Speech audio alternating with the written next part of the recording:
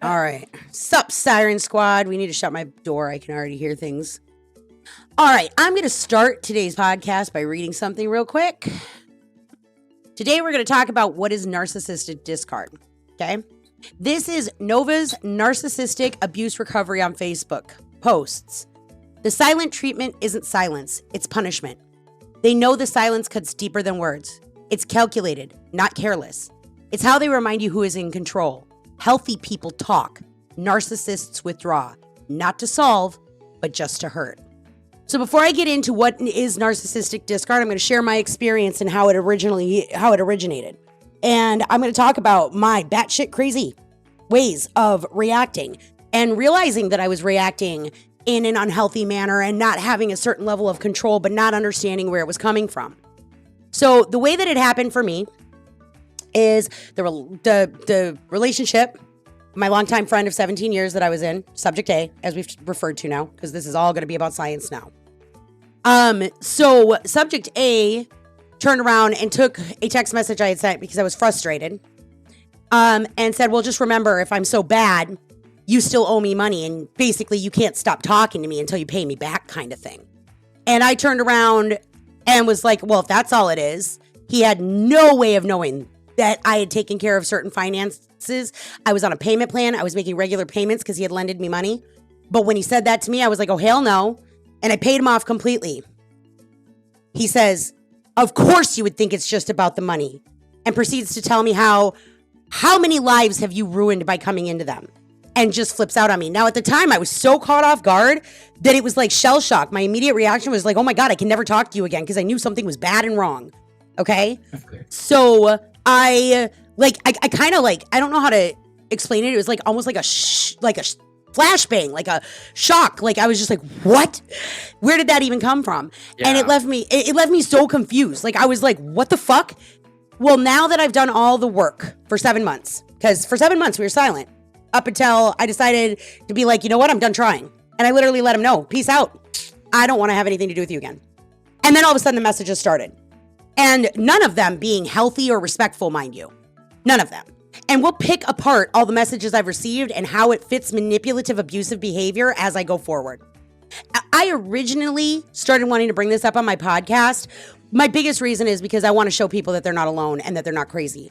But the other thing is that in the back of my mind, no matter how many mental health professionals had told me, I did not want to believe that this person could be an actual narcissist. I legitimately was like, it can't be. It just can't be. It took me months.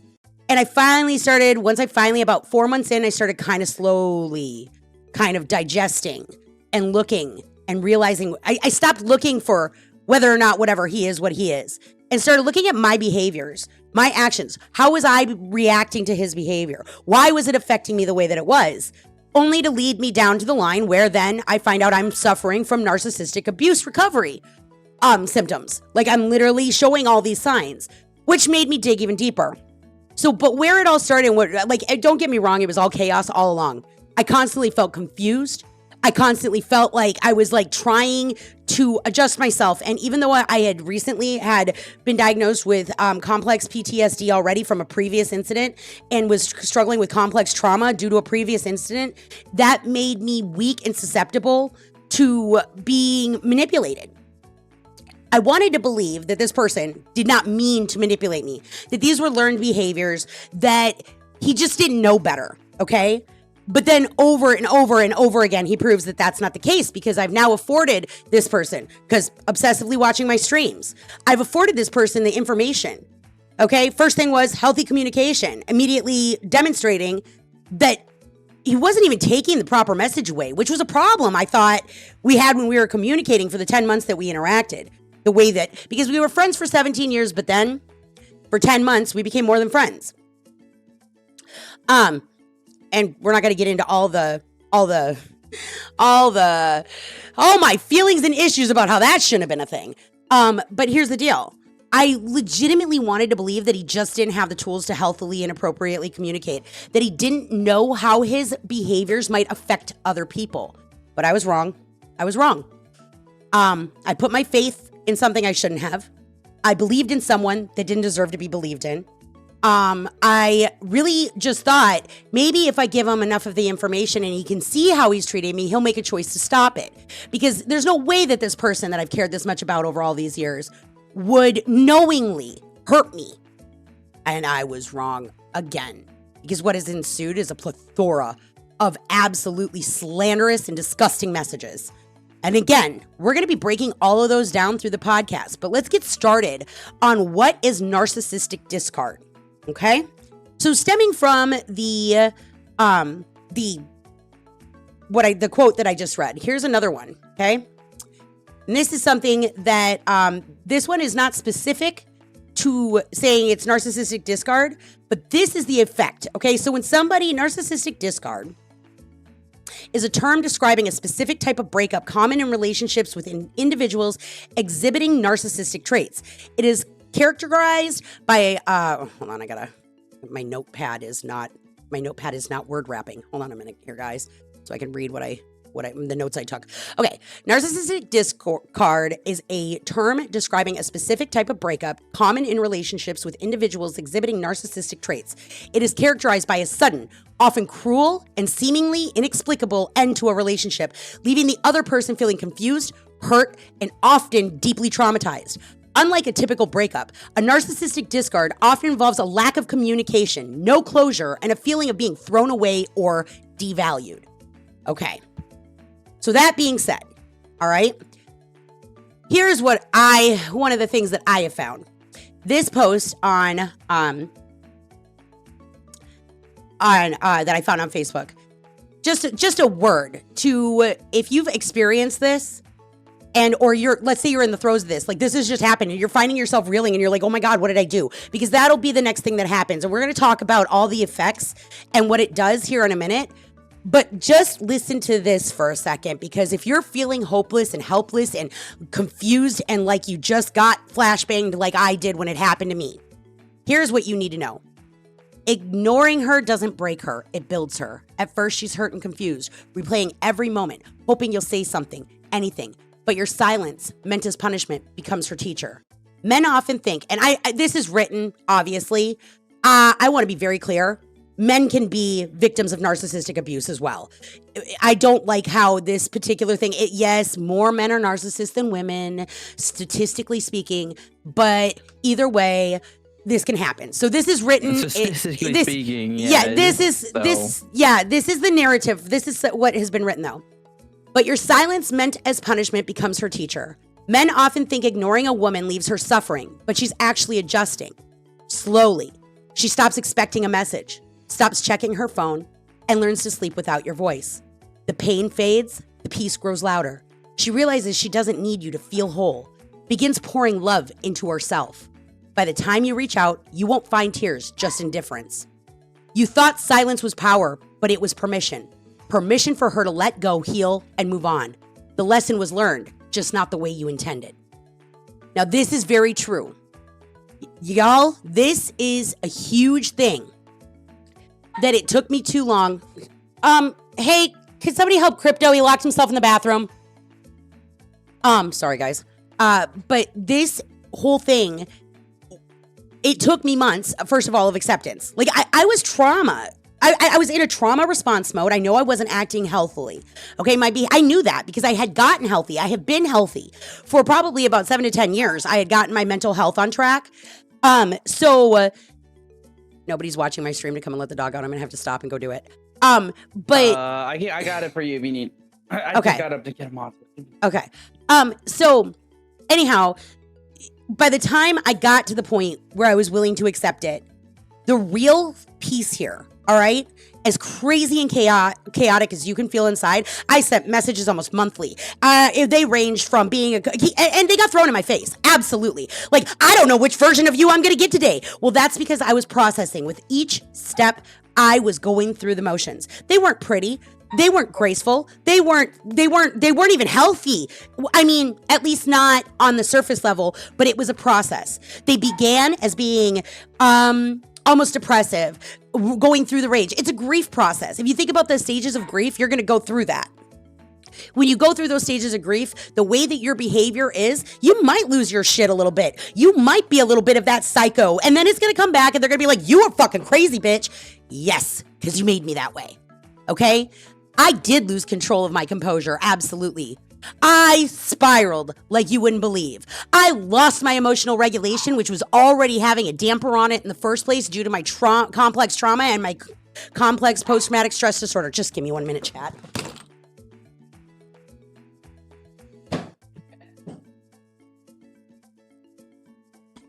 I don't know how he shut himself in the bathroom, but he's out now.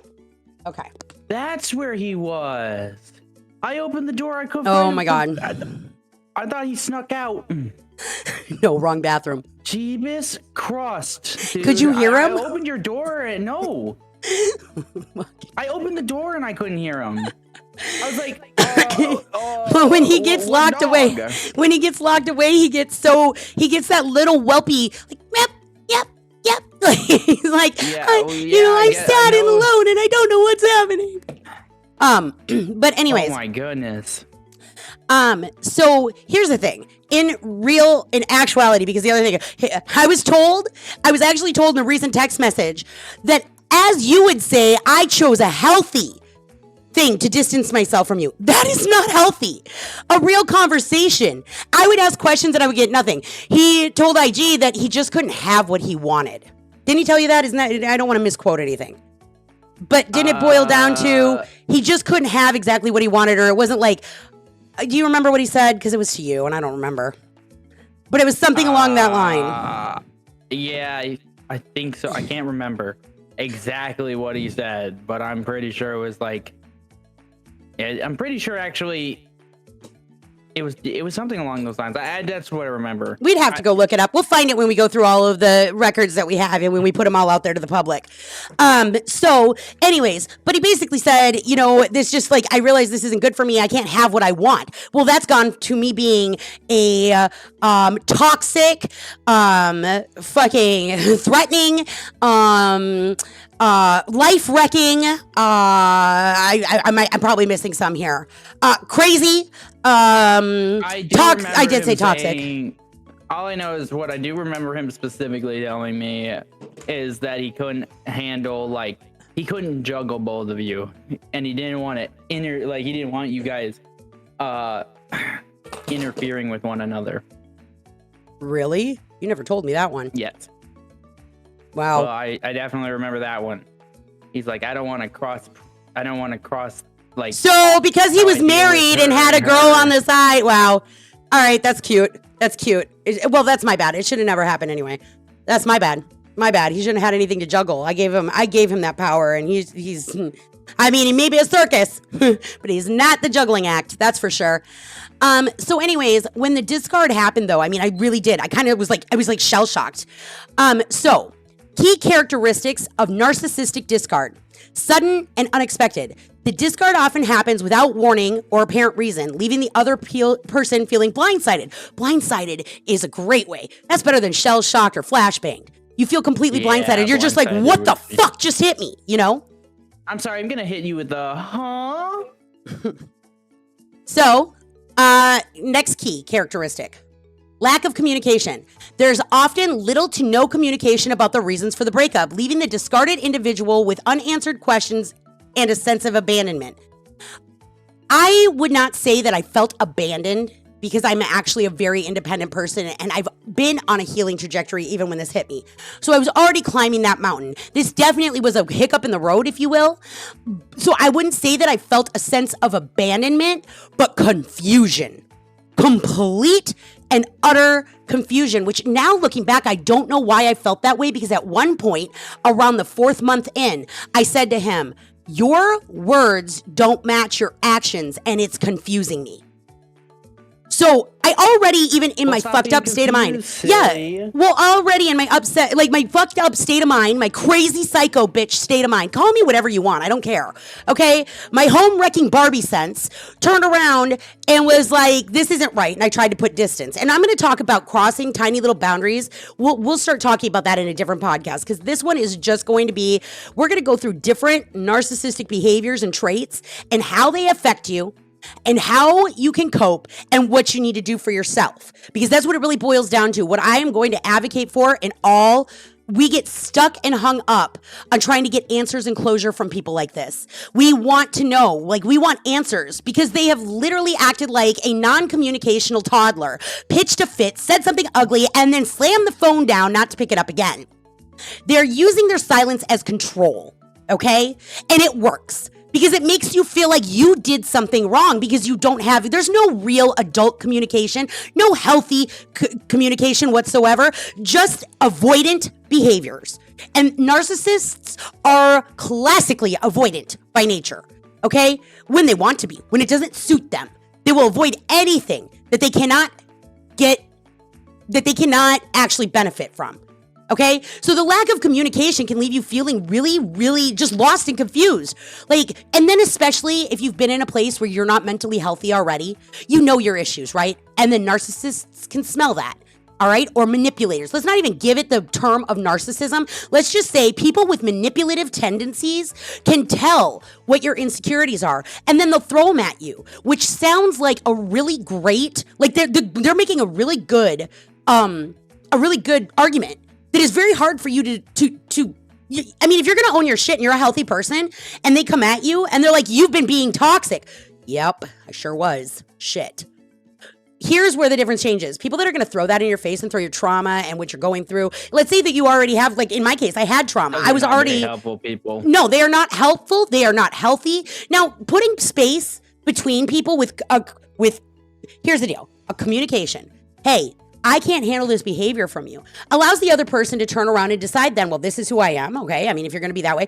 But if you really, really care about a person or you're trying to work on any form of a relationship, you're going to hear that person and then you're gonna make a choice. Is this something that you can agree with or is this part of just who you are and you don't mesh, right? But I never got that conversation. I asked repeatedly over and over and over again. And I never got a real answer, leaving me in this sea of chaos and confusion.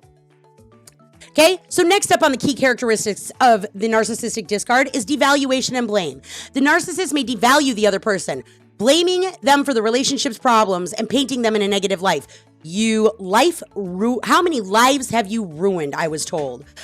You're toxic. He even told me, all you do is go and cry to the internet. You just can't let it go.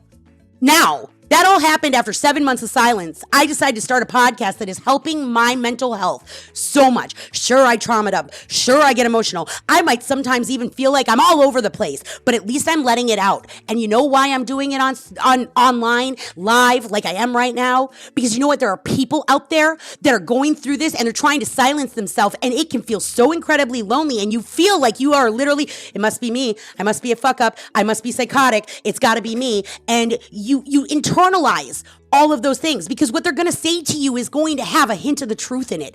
They are literally looking to make you feel the worst they possibly can. And any human being that does that deserves no fucking place in your life, chat. Okay? So again, I am going to reiterate to you right now that the key way that you break free from manipulative behaviors and people with narcissistic traits is to own your shit. Look inside. You got to be very diligent.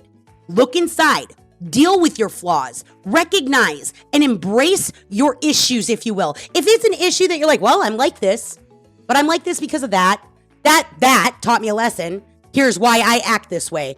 I'm okay with being me, no matter what they fucking think. They will not be able to touch you because it doesn't matter anymore. They can throw your weaknesses and your insecurities in your face, but when you've already owned them, you're not going to give them the emotional response that they are seeking. They want to hurt you. They want to do that. And they will believe that anything you say, so just keep your mouth shut. Go silent. Because anything you say will come back to bite you in the ass. It will be thrown in your face. Okay? And it will not be heard or received for the message that you are trying to say. Okay? Whether you are doing it in a healthy or unhealthy manner, doesn't even matter. Because they're going to hear what they want to hear and only that, which I've been accused of that as well. But here's the difference. Subject A thinks that I just sat and cried about him and just went like all these things. Because I mean, my emails, that's a probably face assumption. What he didn't realize is how far I was going to heal myself because I hated the way I felt inside. So I went and I did the research, and it took professionals, and it took self-help groups, and it took reading literature, and it took studying shit for 7 months before I got my ground. All right. And I did it relatively fast. There are people that this may be a lifelong fucking process, and it might still be for me. I don't know. Stay tuned. All I can tell you is next time on Dragon Ball Z. But all I can tell you, overcoming trauma. Well, I mean, I have every other time. This isn't going to be any different. Even if it takes me the rest of my life, I'll get over it. I think I'm on a really good path for it now. I get emotional for different reasons, though. The only emotions I feel now, I'm actually angry at myself for being such a dumbass. Like, I was literally stupid in my mind. That's how I feel. Now, just to let you know, chat, because the next one up on here is emotional manipulation. That is a witchcraft. You are going to probably feel exactly as I do. Like, oh my God, especially as you uncover it and you look back on the actions and you start accepting it, you're going to be like, oh my God, the red flags are all over the fucking place. Why didn't I see them? But you are so caught up in a moment. Okay. And the emotional manipulation, the discard may be accompanied by manipulative tactics, such as guilt tripping or gaslighting, to further destabilize the discarded individual. So when I finally put my foot down and said, I'm not talking to you anymore, okay? Immediately comes the plethora of, oh, well, I was going to talk to you and I had to give myself time. But now, look at what I find out you're talking about me online. He literally told me, get off social media. I'm sorry, excuse me? Who the fuck do you think you are? I have literally spent my whole life using my experiences to help other people. I am not going to change. This is who I am. This is not, you want to take it as a fucking, attack? Fine. Well, then maybe you should ask yourself why you're feeling attacked. And that's true, chat. Listen to me. When you feel like somebody has made a claim or said something to you, and it really could hit you to the core of your soul, ask yourself why. Why? Because if it's really something that is really deep-seated inside of you that makes you feel like less than, I guess less than good is the best way to put it. Like, not everything, but like, don't abandon yourself is what I'm saying. Less confident, I feel like, is a yeah. good word. Yeah, less confident.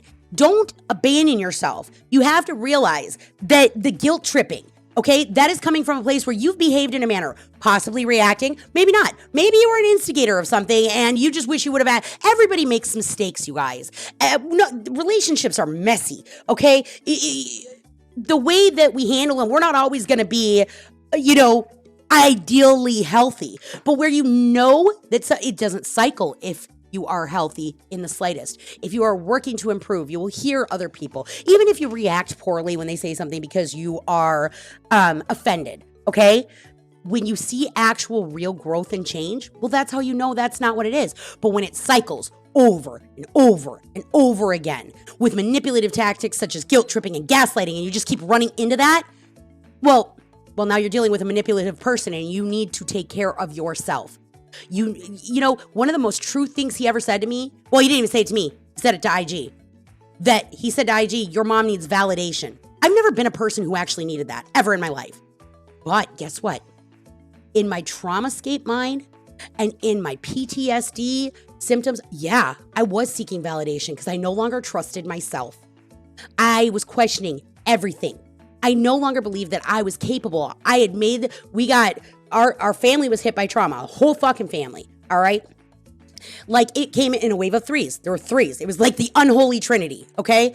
That's what I found out last night. But what the truth is that I wasn't trusting myself. So I was chasing that validation. I don't need to be validated by shit. I know exactly what I know, and I am confident that I've just survived one of the worst fucking people imaginable. And I used to believe that he would be able to possibly, change and maybe even learn healthy things. And I really wanted to believe that he didn't know how his behaviors were affecting the people around him. But now I stand corrected.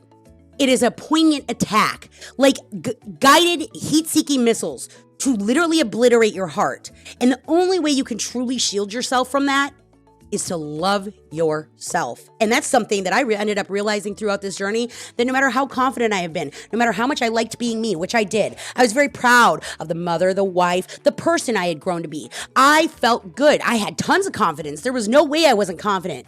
All of that may be true. But you know what I was missing? Loving myself. I put all my love into other people, hoping. And then when I was incapable of loving myself, most of those people then took advantage of that instead of showing up to love me the way that I had loved them. And so in the end, the only way you can truly beat manipulation, abuse, and narcissism is to fix yourself, which is going to be very hard to do if you stay involved. People report feeling captive. People report fear of loss of their children. People report that they can't do anything. Okay, can't isn't a word. Yes, you can. It's going to be the hardest fucking thing you've ever done. Okay? But you can. Okay? It takes work, patience, but also don't even attempt to embark on it until you've dealt with yourself. And I personally feel that mental health professionals, we're going to talk about it here, but I personally feel that that for this kind of level of manipulation and witchcraft, you need somebody, at least a counselor, a therapist, a psychiatrist, or a psychologist. You need somebody that knows about mental health if you want to. It's like a booster pack. Get yourself boosted because it's going to give you more strength, especially if you have found yourself chasing that validation, which is extremely likely if you've been in one of these relationships. Because first of all, these relationships cause CPTSD and PTSD and complex trauma, which I've had it since a child, and then I overcame it. But when my trauma response was reenacted, I defaulted back to what I knew during my less healthy stages. Okay? So now here's another thing that, in my case, I was having an affair with a married man. I know, I'm not proud. I just talked about how confused and dysregulated I was. Okay? I was not making good life choices. Just so I'm clear, chat, there is nothing justifiable about my actions. I've talked about this repeatedly. It is what it is. It happened. So I'm not going to hide it. I'm not going to sit here and say I didn't do it, because that is not what my podcast is about. This is about integrity, transparency, authenticity, and truth. Okay?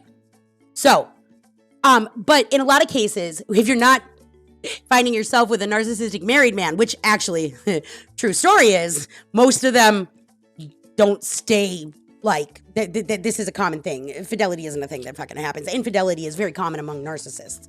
So, but if this person isn't married, okay, and keep in mind, you might not even know. Like in my case, I knew, but there are so many times that I've talked with people that are like, freaking was going out with this guy for 2 years and didn't even know that he had a wife and family on the side. You know, good narcissists believe they can fucking pull it off.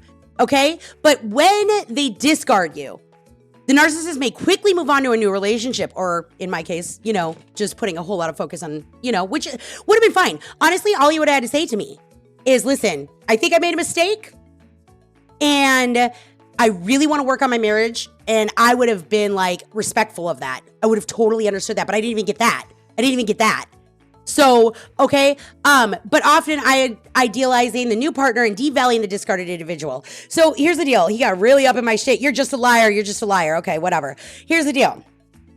When I started to go through my healing and I decided, it's kind of like a 12-step program. So I decided to make apologies. I apologized to his wife. Her reaction to me told me everything I needed to know. It's not about what she said. It was about the defensiveness. And like the first time I had reached out to her, totally different reaction. And actually, like, I understood she has every reason to be angry. We were friends too. I fucking disrespected her. I don't blame her for her feelings towards me, okay? Just to be clear. But I still was gonna own my shit, okay? So when I went through and got even healthier and I was able to control myself and not feel the way, like, because I kind of was like, you are living a lie, chica. You don't even understand everything, because I knew that. It's not my job to set out and prove. And honestly, I don't need to waste my time on him that much, okay? But her reaction told me, you know what? Done trying. Because I felt guilty because you know what? She told me there was problems and I believed that she was the problem. Because no way my friend could be that. And she told me. And I didn't listen to her. Whoopsie. I didn't listen to her. I completely, I guess you could say, discarded her perception. And that alone is painful. She really needed a friend. I wasn't capable of being one to either one of them, honestly. I mean, I was fucked up. I needed to take care of myself. I just was too stupid to realize that. And my I need to help people fucking kind of nature went into overdrive and it wasn't stable enough to do so. And I realize all of that now. Okay? I've also realized that I'm done doing that shit. I am going to give people the tools to help themselves before I set foot into something trying to help anybody again for the rest of my life, which is the beauty of growing. Okay? So, anyways, the immediate, and then in the most recent text, I told her everything and blah. Oh, did you? Did you tell her everything? You showed her the recent text messages. You show her the ones from 10 months ago? Because I have those in PDF. I don't know why somebody would press this. I just don't get it. Here's the deal. I don't care. I'm not going to go. I could drop it all in the mail. I could just send it off. I mean, there's a lot of things I could do to be vindictive and whatever. But he feels personally attacked, even though we've never given up. Nobody knows who this person is. Okay, subject A doesn't have a name. Nobody knows. So nobody knows we're talking about him. Okay, but he does, and is taking it so offensively that it is literally. I mean, he's lost his fucking mind. I mean, I might have been crazy, but at least I can notice. I'm just saying. He doesn't even see how his reactions are so fucking asinine, which also made me realize that there's no way in chance in hell. I mean, narcissists don't recover, you guys. That is what almost all psych. So, does he have narcissistic traits? Well, I already tried to offer him healthy, communication tips and understanding for how his behavior had fucking affected me. And all I got is, oh, you're toxic. I mean, it's not even an ounce of actual knowledge in what he tries to cite. It's like he scanned over my own Cliff Notes, tried to throw it back in my face and doesn't even know what he's talking about because he has no idea how much I've grown and how much I've learned. And the person that he knew last year is not the person who is sitting here giving this podcast right now. By any means. I am stronger. I am better. And I might still have days where I'm processing. Like I said, this is grief. There is no time stamp on grief, chat. Okay? If you manage to walk away from one of these relationships, you're going to feel it. You're going to feel it. It's going to feel lonely. It's going to feel questioning. It's going to feel confusing. It's going to feel all kinds of things. But let yourself feel. Feel all the feelings. Do it. Because you know what? Pushing him away doesn't do anything. And if you react that way, that just shows that your body is working as a human the way it's supposed to. And so when a narcissist throws it back in your face and is like, you were so batshit crazy and toxic, you might have been. Especially if you're reeling in confusion and trying to fucking understand what the hell is happening to you and you get defensive. And anytime somebody gets defensive, a lot of times we react with anger. And he's so worried about vengeance. I mean, if I wanted to be vengeful, I would have done it by now. That is not my style. He does not matter that much to me. Like I said, could I send his wife the full PDF packet? Which is ironic because the only reason I have it, chat, is because he was like, get this. Here you go, big red flag. I have to delete all of our text messages so that my wife doesn't read them. And it just really bothers me that I can't go back and read the things we've said to one another. Oh, poor baby. Oh, I know how much things matter to you. Let me download them all by taking a program and ripping them off of my phone into the PDF format and email them to you so you never have to worry about losing them and can keep them in a safe place so that you feel better. Ironic. Right? Because I'm sorry, what? I mean, and I still have them. That's not what I meant. Miss input. But I did it, and I'm a digital hoarder, so I have everything. So here's the deal. All right, so back to discard. All right, so here is the impacts of narcissistic discard. Okay? Trauma and PTSD. The sudden and awful cruel nature of the discard can lead to symptoms of post-traumatic stress disorder or complex PTSD. Now, just so you understand the difference between these two, because while I was diagnosed with CPTSD, since I had already been diagnosed with PTSD from my childhood trauma. So I knew I still had little things. And here's another thing I will tell you guys. If you have gone through childhood trauma, okay, you're already more susceptible to these kind of things. But here's the thing. You might think you're getting better and you might feel like you've come so far, and you probably have, because I had, right? I felt in a very comfortable, good way. But trauma and PTSD are kind of like a hidden snake in the grass. So I would still have an anxious reaction to police officers because my father, after he moved away and I knew where I lived, he had been friends. We lived in a small town of 600 people, and he knew the police officers. So I would get pulled over weekly, checking my license for my address. It made me become fearful of police. Not to mention, while he was actually beating the crap out of me, I would call, Child Protective Services would get involved, and then they send me right back home. And so I no longer felt safe. So every time, I see flashing lights on the road while I'm driving, I've never gotten a speeding ticket. I've never, no traffic infractions. I'm scared to death I've never stolen because I am so scared of police officers, or was. I'm not anymore because I called 911 on myself when my brain was exploding from this kind of, and now I used to think that, I blamed his wife, but it wasn't. It was him. Literally exploded my brain. And I knew something was wrong. I called 911 myself and I said, I have PTSD and my brain feels I don't know what's going on inside of it and I need help. Just send somebody to help me. They frisked me, they cuffed me, and they took me to a psych ward on my own accord. Killed my Officer Lo-Fi, as I call her in Siren stories on the book called Psych. Officer Lo-Fi was so sweet. Female cop. Turn around. She was like, are you doing okay? I was like, yeah, I'm going to be all right. She's like, do you want some lo-fi? Like, what kind of music do you want to listen to? What is going to make you feel good? And at the time, music was that was not a good choice at all.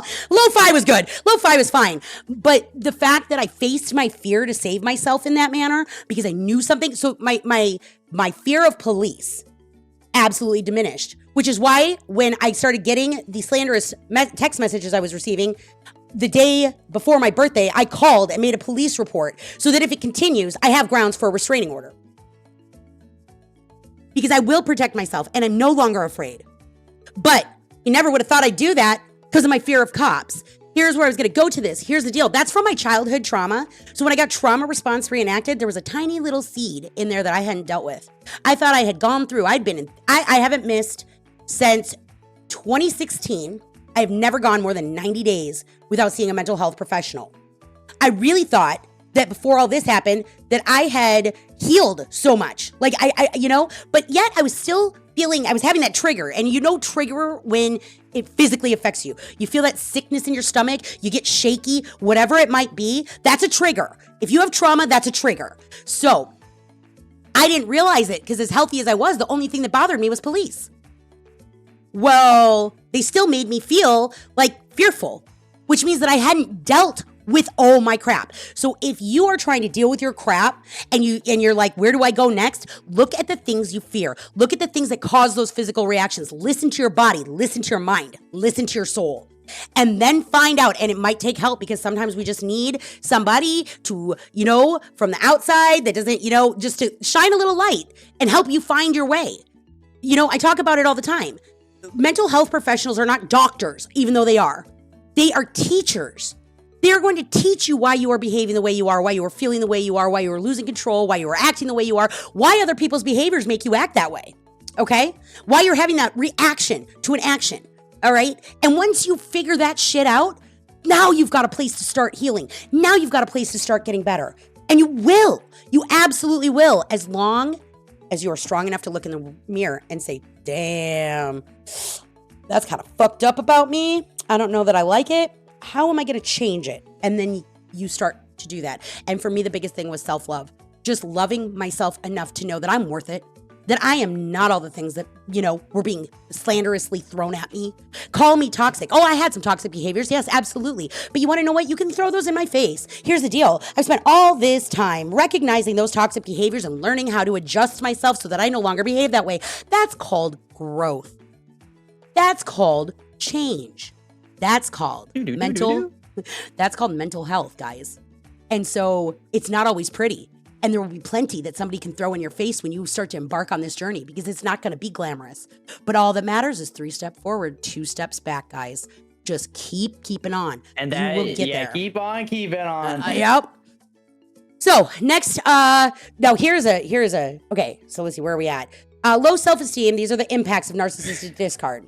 Low self-esteem and insecurity. The devaluation and blame can severely damage self-esteem and create feelings of shame and insecurity. Absolutely, 100%. I was shameful because I knew I had acted in toxic behaviors. I knew I had been reacting toxic. I hadn't had control. I didn't know why I was losing control the way I was, but I knew I wasn't acting in the healthiest manners that I have known myself to be capable of doing. Okay, I prided myself on learning about healthy communication, my ex-husband has Asperger's. He cannot handle a plethora of over emotional interaction. So I had to learn how to take and this is funny because the one time I applied it to a situation with subject A, he was like, why are you talking like that? Why are you doing that? Why are you doing that? What's that voice? What's that? Stop it. Because it's bothering me. Yep, because I had literally removed. I had a moment of clarity because that's how it goes. It comes in waves, guys. You got to ride that wave. But I had a moment where I had emotional regulation and chose and opted to respond to a situation exactly that way. And it freaked him the fuck out because without that emotion, he couldn't feed off me. All right. So definitely it's going to come with that. All right. Trust issues and attachment wounds. The experience can lead to difficulty trusting others and forming healthy relationships in the future. One of the things that hit me the hardest is I have been such a social being and I have always wanted to help people. And I've always been I didn't become outspoken until recently. I finally decided, because you want to know what the truth is? I didn't want to do anything to upset him so he'd never talk to me again. That is the damn truth. So for 7 months, I held my tongue until I finally got well enough to realize, fuck you, I don't care. And I started opening my mouth and then bam, all of a sudden he's willing to talk to me. All of a sudden, and it's so played out. Like, say whatever you fucking want to say. Buddy, you know what? If there was an ounce of health or any truth to anything that was fucking texted me at that point in time, well then, you're full of shit. Okay? You just figured, I knew it too. I was like, because I was on a clock almost every single month emailing him, so he still had my attention. Every single month. Then it went 6 weeks.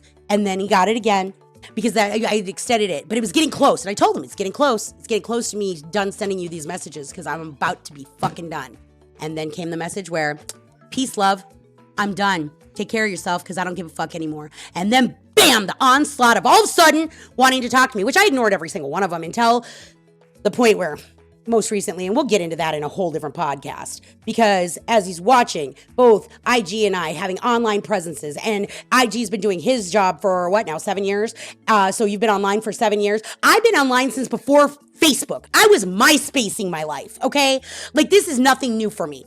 All right. I've always used social media and things to express and process my grief, my pain, my experiences, good and bad. I have been an open book, sharing my experiences in the hopes that other people will be able to find some sort of solace, some sort of help, some sort of like you're not alone, from autism to being married to a man with Asperger's to dealing with my childhood trauma to now this, where we're at now. And there's a whole lot to talk about it, but what we're going to start with is obviously this, and then I'll roll it back, because what this has made me realize is also the other people, the trifecta of the unholy trinity, all came, whether they're, I can't sit here and be like, they're all narcissists, but they all had manipulative behaviors that affected me because of my daddy issues from my childhood that weren't still resolved.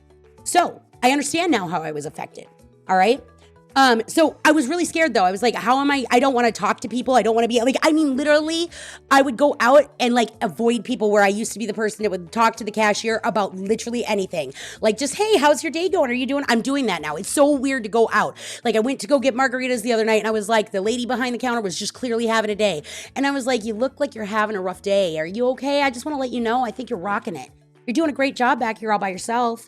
And she was like, oh, thanks. I'm just really tired today. I was like, that's rough. And I was like, well, I hope the rest of your day gets better. And she was like, it will. I get the next 2 days off. I said, so it's like your Friday. And she was like, yep. And I said, well, congratulations on that. And I hope you have a great rest of your evening. Those kind of conversations stopped happening in this, well, after the discard and my confusion and working. I wouldn't leave my house.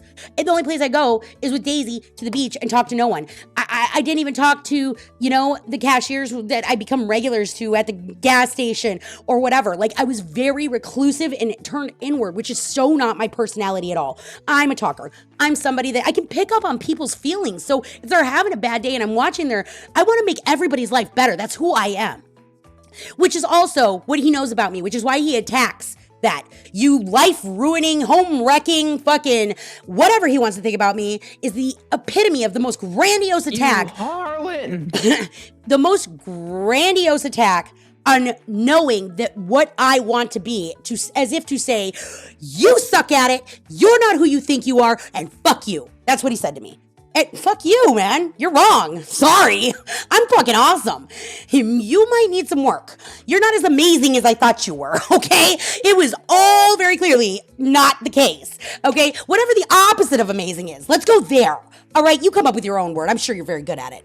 But anyways, I was really like, who am I going to be if I'm not going to trust anybody? How am I going to be myself again? What am I going to do? Like, my whole persona and everything I believed for 40 years of my life just got turned upside down. Okay? So again, attachment wounds and things like this. Okay? And I mean, the next one on the list was the biggest thing I had to break, and I did it.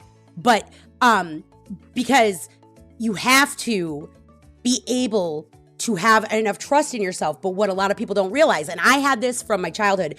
The next thing on the list for the impacts of being discarded is codependency. It can trigger or worsen codependent patterns in future relationships. I realized it because at first when I was discarded, my initial reaction was to try to lean on my ex-husband, like, because I was so like mind blown that I tried, and it was not good. He was in a bad space. He was toxic too.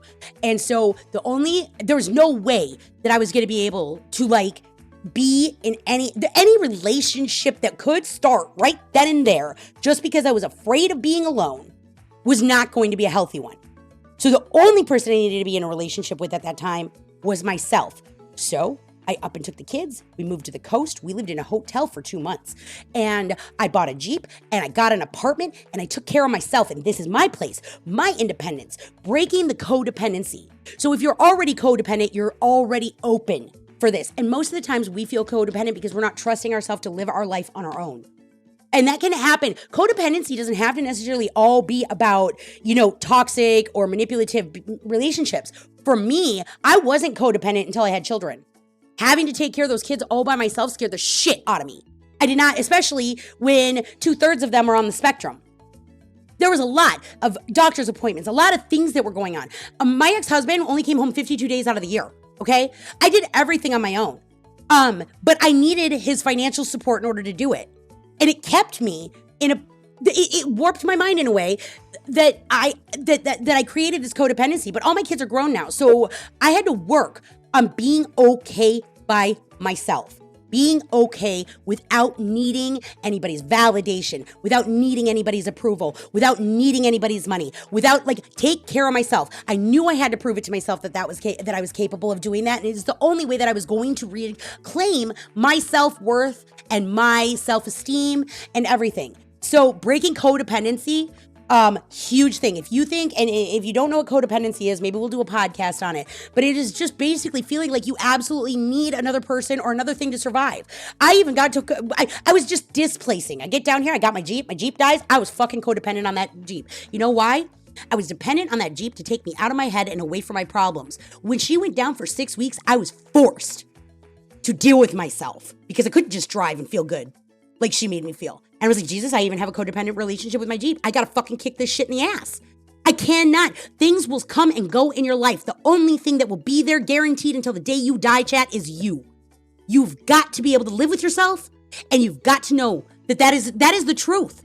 There is nothing you can become so used to having in life that you think it won't go away and that you might not be able to live without it, because that's not healthy. And codependent patterns happen when we don't feel like we can do that. We feel like we're not capable. And I was sick, mind you, mentally ill, okay? And I still managed. It took time. It's taken a lot of time. It took a lot of mental health professionals, guys. A lot of reading and studying. I mean, this shit, I'm not just saying, hey, you're codependent, just stop. I'm not saying that. I'm saying recognize it. Though. Right? Wouldn't that be nice? So next on the list is grief and loss. Even if the relationship was unhealthy, the loss of the relationship can trigger feelings of grief and loss. Just like I said, you have to look at this and realize if you're at this stage. Now we're going to go through all the stages.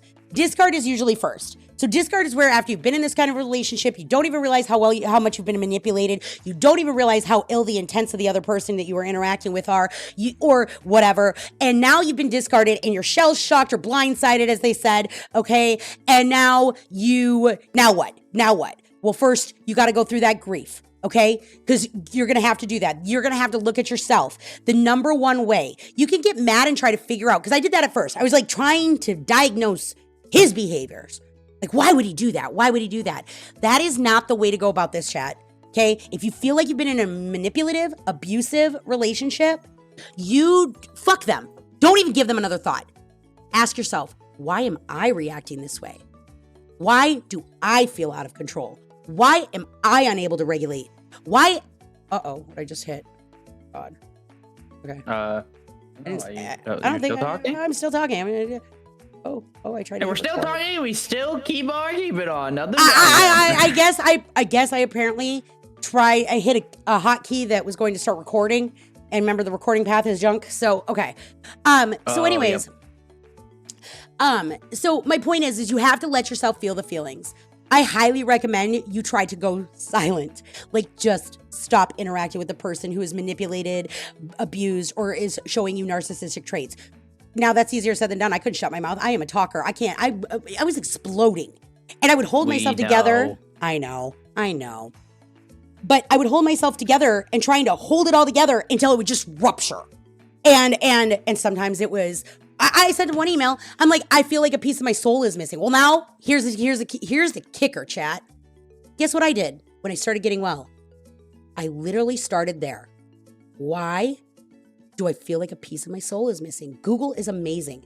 And the fucking place that it led me down to realize that, like, this emptiness inside of me comes from being so abused emotionally by somebody, or being affected by their actions and their behaviors, that literally it was like that. So that's the sadness. This is what I'm talking about. It's literally like the steps of grief, okay?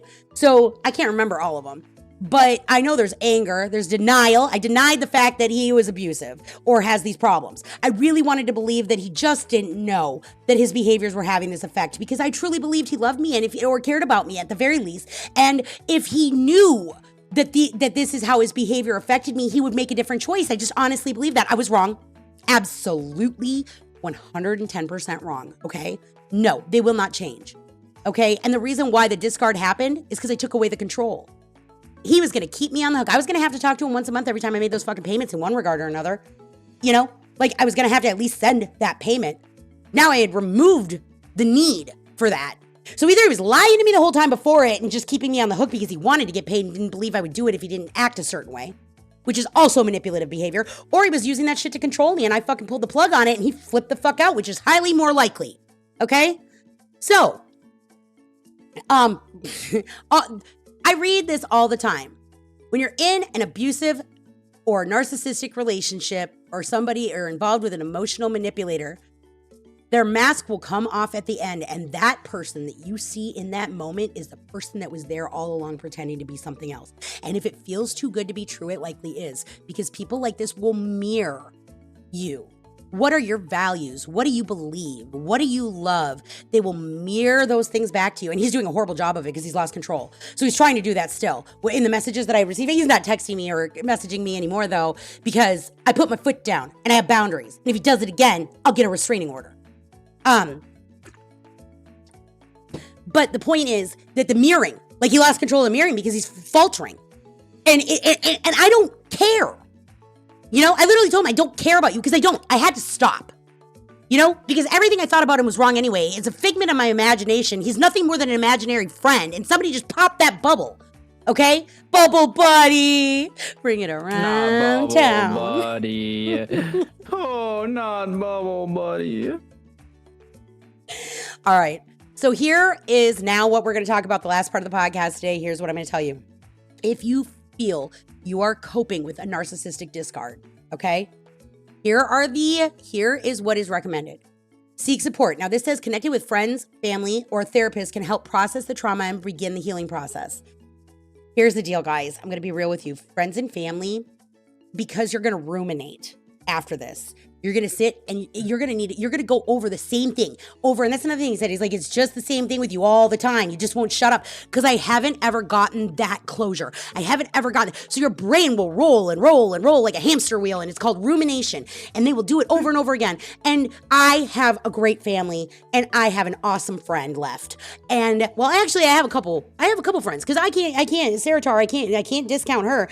She listens to me anytime I got to say it. I mean, it's mind blowing to her, but she'll listen to me if I got to do that. But man, Power Kane and IG, they've heard so much of this shit, that rumination bullshit, hours and hours and hours of me doing it and just like questioning and going over and over, same thing over and over and over and over again. Okay. So friends and family might not be the best approach. Okay. Support groups, therapists, mental health professionals, even online resources, self-help books, whatever you need to do to seek that support. But just so you're aware, in my experience, leaning on friends and family might get to a point where they're going to look at you. They just get frustrated. They're like, just get the fuck over it, Like what? And they don't understand what has happened is a rewiring in your brain, that the cortisol in your trauma response has literally retrained your brain. Now, before I went through this, I exercised cognitive behavioral training known as CBT in order to help me with my trauma. But reenacting those in the midst of the deepest thresholds of having a trauma response is almost impossible at that moment. So you've got to, whatever you need to do for you in order to get there, just be advised that even though it's saying, seeking support from friends and family, they might not understand what you're going through. It's very hard for people to wrap their mind around it. It's like witchcraft. It's like you've been invasion of the body snatchers. And so, but you're just trying to work it out. Just keep working it out. Just keep trying to get it out of your brain. And so they might get sick of hearing it. And it's up to you. And not only that, but if you're dealing with CPTSD and you're getting to that point, you might start to feel like you are too much for other people, which is what I did. You might start to feel like you love those people too much that they shouldn't have to put up with you. These are not healthy behaviors, guys. Okay, you are worth it. You are worth it. And even if people don't understand you, does not minimize what you are going through. Just because people can't put themselves in your shoes and truly understand the chaos in your brain does not make you less worthy of finding peace. But you might need to go outside. I'm not sure how I feel about the whole idea of friends and family. I mean, if you got a big, good support group and people who are knowledgeable and whatever, I keep my support group small. They're quite sick of hearing me. Hence the reason I started a podcast, because the people that are going to find my podcast, you know what? They want to hear this stuff. If you're searching up narcissistic discard or narcissistic abuse or trauma healing or PTSD or CPTSD or relationship problems or toxic relationships, here you are. You find my stream? You find my videos? All right. Guess what? First of all, you're not crazy. Yeah, welcome. What a club not to want to be a part of. But you know what? This club is going to turn into a place of safety and healing, okay? And support. And I hope eventually there will be, I've seen it, I got a lot of help going to Facebook groups and talking with other people who have experienced this, like just sharing my experience. All of a sudden, you start to realize you're not so crazy, actually. Okay? Like, it's not your dysfunction, it's somebody else's. Because listen to me and listen to me well, chat. Somebody really loves you and they truly have empathy. If they know you are hurting, they are not going to ignore you. When is the last time that anything that you truly cared about, that made you feel like you were hurting or sad for them, that you didn't at least offer I'm sorry you're going through this, or if, there's anything I can do? That is human nature. Okay? So somebody that has been so in deep with you all of a sudden just stops caring and stops responding and doesn't care that it hurts you. They never loved you to begin with. They don't have empathy. They're toxic. And it's a hard pill to swallow. It's a fucking jagged little pill that's going to make your throat bleed, chat. Okay? But you do it. You got to do it. You got to realize, fuck, I guess I love them more than they love me. Guess I cared about them more than they cared about me, because none of their shit was real or they wouldn't act that way. That is not in our the way we are built as human beings. Okay? We care. Everybody's got something that is maybe a special cause to them or something that has affected them. But you've got this feeling inside of you that you don't want other people hurting, right? Don't we all feel that way? If you can really relate to somebody that's gone through some shit, you don't want anybody to feel that way. But what you'll notice with these manipulative and abusive and narcissistic people is that it doesn't even faze them, because they don't care, because it doesn't affect them. They don't care that you're hurting. That's their goal. They are trying to regain control by breaking you down to nothing so that they can get their fucking control back. I literally believe this fucker thought I was going to be sitting around waiting. I mean, it's my fault. At one point I told him, because he said that his wife wouldn't let him go, that she said, I know that I don't have to worry about it because until our kids are 18, you're mine, bitch, basically. And I was like, well, at this point, I was willing. I can't even believe it came out of my mouth, but I was like, I'll wait 10 years. What? What am I doing? I'm fucking psychotic. You're right. Fucking I was crazy. Crazy bitch. Okay? What? I can't even. It just fucking upsets me so much with myself. I might need a minute here because, like, Jesus, I can't even believe that shit that came out of my mouth. But it did. I literally looked at him and was like, I'll just be the woman in the closet and the little fucking whore for 10 years. It's fine. You're going through so much. Because he literally made me think he was a victim. I mean, that's another thing they love to do is believe they're the victim. So I literally did. I really did. Like, and I believed it because of what I had seen. Just to be clear, chat, just to be clear, it's not that he didn't have to work too hard at it. Because what I had witnessed, I legitimately had hard, logical facts to believe that he was a victim. Which is why I also didn't think he was a narcissist, because I believed that he was just a victim and could get better, but then he made a choice not to. He's done all this instead. So, then I'm wrong. I'm wrong. Hey, I'm wrong. I'm not always right. I can admit when I'm wrong. I was absolutely wrong about him. He is not an amazing person. He does not have, you know what? He told me once, he said he's lazy. And that he's absolutely right. Too lazy to put in the work to become a healthier, happier person. And I don't need that in my life. So, the next thing that if you're coping with narcissistic discard, establishing clear boundaries with the narcissist is crucial. Even if it means going no contact. I highly, highly recommend going no contact, chat. It is the only way you are going to be able to give yourself that space, and most likely you're going to get slammed. If you actually go full no contact, and I will provide resources about this later, but there is a literal checklist of what you can expect. It'll be like the discard and devaluation stages on hyperdrive. Just boom, boom, boom, boom, because they're losing control and they're going to lose you and they can't fucking accept it. And go boom, boom, boom down the list and they are nasty and they are fucking, you want to talk about toxic? Jesus. Like, I mean, the worst things, every fucking dagger, very specifically thrown at something that I might judge myself for, fucking bounced off me because I fixed it before I did that. I didn't go no contact until I was strong enough to be no contact. That's crucial too.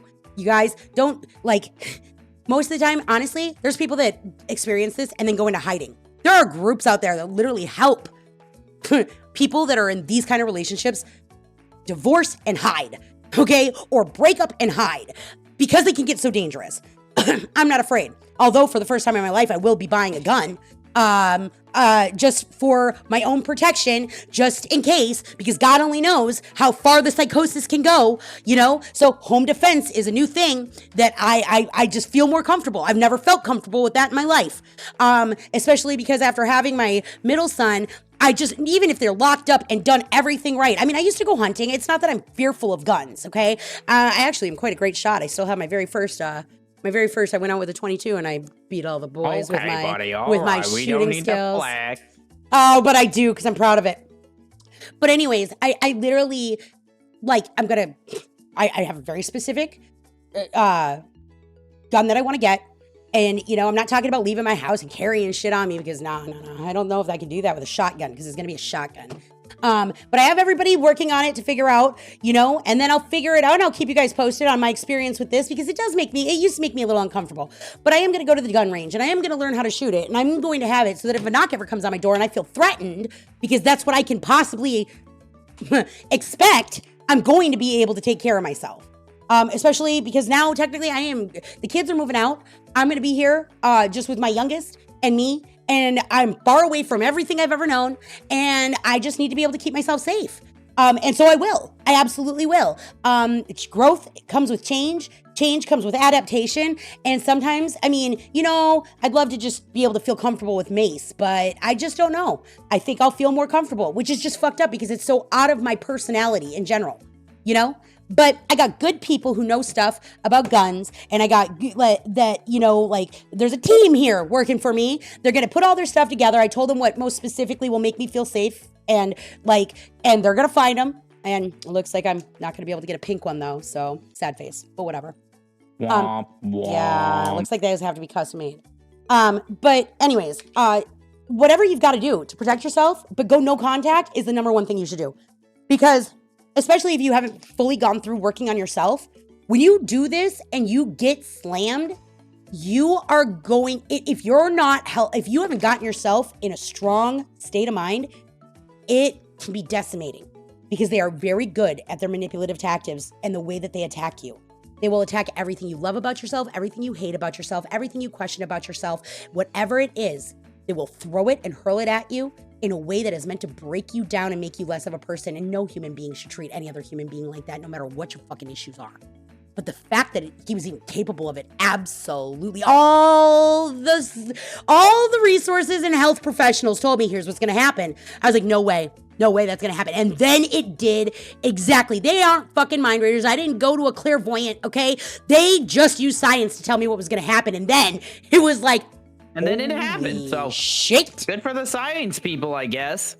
Yeah, but I'm really glad that I got myself in this state of mind, because that was the hardest thing. Like, he was being so hurtful, and to ignore him wasn't easy. It wasn't easy. But I did it because the way he was treating me was unacceptable, and I would no longer stand for less. So, yeah. Now practice self-compassion. Being kind and understanding to oneself is essential for healing and rebuilding your self-esteem. Guys, you're not crazy. Okay? This takes time. You might feel like you've lost control. Well, you might have, Get control, though, because otherwise, the further this goes down and the more it goes untreated, this is why people end up on oxygen snapped, okay?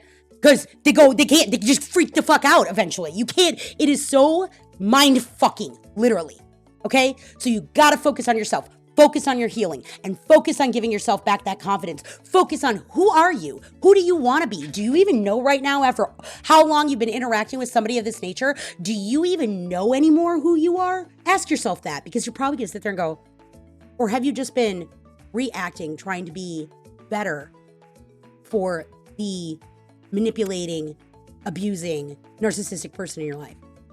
Whichever one they fall on. Maybe it's all three. Maybe it's one. Maybe it's whatever. But I'm just saying, if you turn around and ask yourself, who am I? And you don't really know anymore how to answer that, because you've become so in tune with trying to balance chaos that you've lost your actual sense of self. Well, how do you have self-esteem if you don't have a sense of self? So I highly suggest, because everybody was there before you've been in this relationship. I've been abused technically my whole life, okay? But I had intermittent points where look at where you have felt the strongest in your life. Look at why you don't feel strong right now. What can you do to change it? It might require some hard shit, okay? But can't isn't a thing, all right? Like, take leaps of faith. Take care of yourself. You can do it. It might be hard. It might be uncomfortable. But it can't be more uncomfortable than what you're living in right now, okay? It just can't be. Because the difference is, you taking those kind of steps,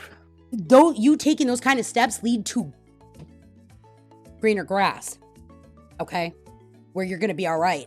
Where doing it the way you're doing it right now is keeping you in a comfort zone where you can predict. We even get to a point where a lot of these relationships will get to a point where the predictability of the way somebody will treat us, even if it's toxic, we find comfort in their cycle because we know what to expect. So as they cycle, you might feel like at least you know what to expect. At least you know certain things. So you can tell when they're going through their cycle. You can tell when they're ramping up. You understand these things because you have learned. And that leads you to have an illusion of comfort, even though it's in the midst of chaos and toxicity. Okay? So because they become predictable, at least you brace yourself. You're ready. You know what's going to happen next, right? And so, Yep. so we stay there because there's nothing scarier in the world than the unknown. What we don't know will always scare us.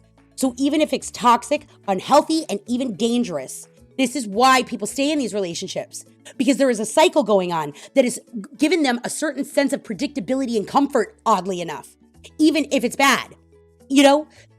Even you look at domestic violence victims, there are so many that quote, "Oh, I knew I was going to get it. I knew I was going to get beat. I knew it was going to happen."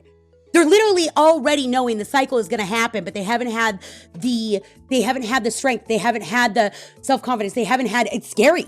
It's scary. And the unknown. So it's almost like you get into this rut of expecting the unhealthy behavior so much that you're not willing to break free from it, because at least you know that. At least you know that. My friend who left a very narcissistic abusive relationship and got trauma so bad that her brain literally, she stated we had basically put cameras in her head.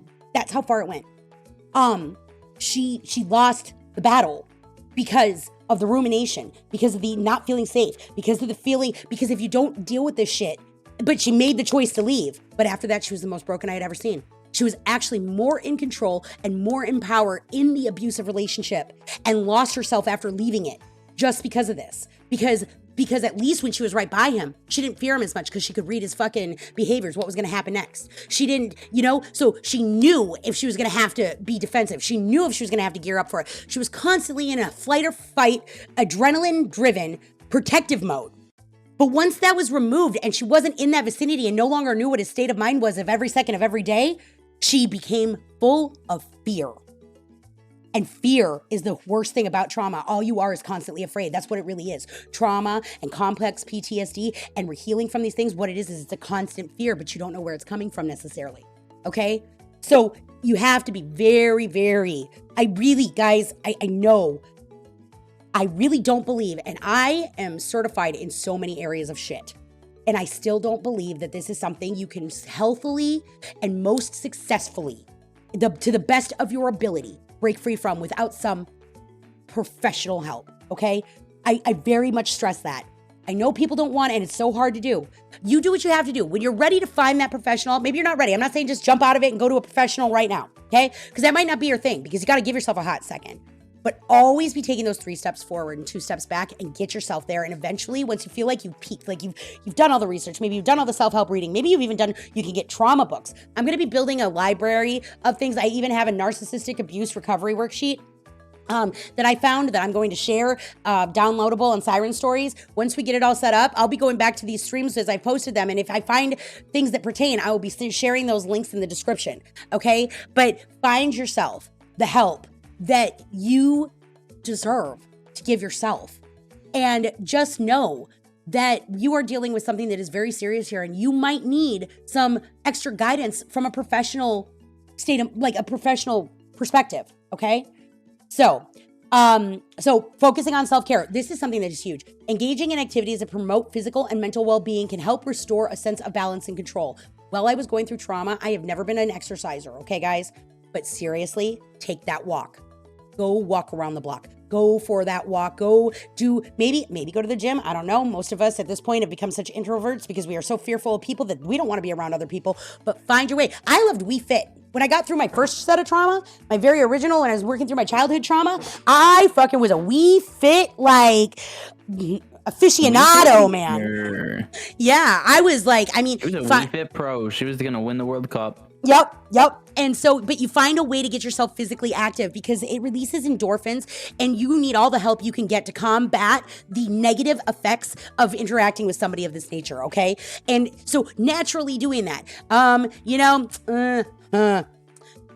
have a special medication I take for extra anxiety, but it can't be taken if I'm drinking. I have done the whole substance abuse. I hadn't drank in like 7 to 10 years. I started drinking again. I still do, like, now that I moved down to the beach, I like to have my margaritas. I had just stopped so I could play Fortnite. Just to be clear, it's not like I was struggling with alcoholism, but I was drinking for all the wrong reasons. But then I just stopped as I got better. It was like I didn't have any withdrawals or have any of that stuff. But when all of this shit hit the fan, going back to that, I really highly recommend y'all stay away from things like that. There are medicines out there, and I have lots of feelings on that would be for a whole nother freaking podcast. But you gotta do, only you know you. I'm not gonna sit here and tell you everybody needs to be medicated. I'm not gonna sit here and tell you don't drink. I'm not gonna sit here and tell you, what I'm gonna tell you is, you know you, trust you, and do the healthiest thing for you, okay? What is gonna help you survive this next day? And I'm not justifying like full-fledged alcoholism here. I'm just saying that understand you're gonna go through things that are gonna change certain aspects of your behavior. Keep going forward, though. Don't let it stick you in a rut, okay? And last, it says on the last of the list of what to do if you are seek support for something like this, is it says seek professional help. A therapist specializing in narcissistic abuse can provide support and guidance in navigating the aftermath of a discard. So, obviously, they agree with me. So this is the first step when you're dealing with a narcissistic breakup, okay? This is the first stage of when it starts to end, and it is one of the hardest. So, on that note, we've said a lot today. I'm going to read something by Self-Love Oasis on Facebook. I am not crazy. I was abused. I'm not stupid. I was manipulated. I'm not shy. I'm protecting myself. I'm not bitter. I'm speaking the truth. I'm not hanging onto the past. I've been damaged. I'm not delusional. I lived a nightmare. I'm not weak. I was trusting. I'm not giving up. I'm healing. And I am doing me. And chat, me is to come and own my shit and teach others what I've learned from my experiences so that maybe they can have a helping hand up on getting off this crazy train. Because it is of all the things I've lived through, and eventually they'll all be laid out there. I'm going to make a timeline, okay, that I can share with people. So you can actually see how much. I feel like God is taking me down this path of having all these experiences because it literally built me who I am today. And who I am is a person who is capable of sharing their story, who isn't afraid to call herself a closet whore or say that she had an affair or say that I screwed up. I'm real. And you know what? That's another thing. Let me find this one real quick. You will never be able to use my weaknesses against me because I expose them my damn self. And that's the plot's twist. Vulnerability and self-awareness are superpowers. All right? So Siren Squad, get super. Give yourself permission and have the strength to carry on. So what you need to do for the rest of the day today, if you've been watching this and any of this has hit home, think about how you're going to treat yourself better tomorrow, this afternoon, the next minute, whatever you need to do. But you are worthy. You deserve love, and you don't have to accept anybody's behavior that is less than that. So until we see you tomorrow, I have to look at my list. But if I'm pretty sure tomorrow will be about devaluation, I think is what it comes up next. But we're going to run through the different cycles of what it's like to experience this kind of a relationship issue, if we will. So until then, Siren Squad, take very good care of yourself. Go take a bubble bath. Go fishing. Go hunting. Go do something. Wow, that might not have gone well. I should probably slow down. Whatever makes you have your happy place, go take at least 10 to 15 minutes to find something for you and take care of yourself today. Love yourself a little bit more than you did yesterday and keeping on. And we'll talk to you all tomorrow. Bye, guys. And eat grass. Eat grass?